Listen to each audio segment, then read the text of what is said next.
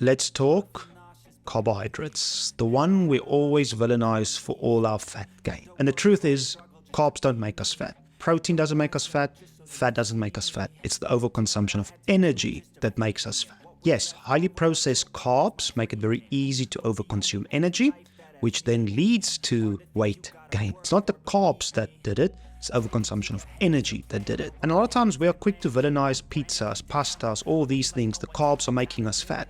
But if you take all these pizzas, the pastas, the pies, most of the energy in those isn't the carbs. It's actually the fat, the sauces, the butter, the cheese, the salamis, the bacon. Those fats have more energy per gram than the carbohydrates. So it's not about cutting out carbs completely from diet. You need carbohydrates in your diet.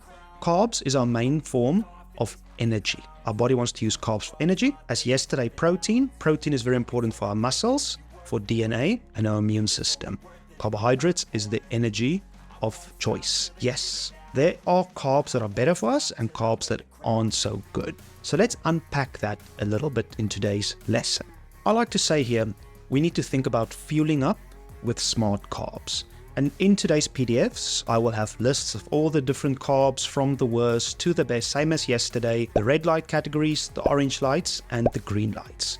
But a simple way to think of it here, the less processed the carb, the better. If I can see what that carbohydrate was, it's very good. A potato, you can see what it is. So it's a good source of carbs. Whole grains, legumes, beans, I can see what they were. If you take a slice of bread, can you actually see what it was? No, you can't. If you take pasta, can you see what it was? No, you can't. That's more to the scale of highly processed. More energy per gram. But also the beauty of carbohydrates that are unprocessed. Think of beans, chickpeas, lentils, kaboza beans, buckwheat, black-eyed peas, not the band, actually the beans, whole grains, buckwheat, amaranth, quinoa, brown rice, spelt, barley. All of these things have a lot of fiber.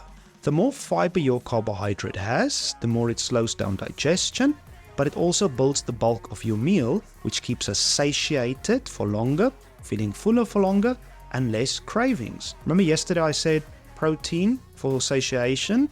Now add fiber to that equation, double win. It's a win-win. So think about carbohydrates as high fiber, unprocessed carb sources. How much do we need? What I like to count carbs with is a cup hand.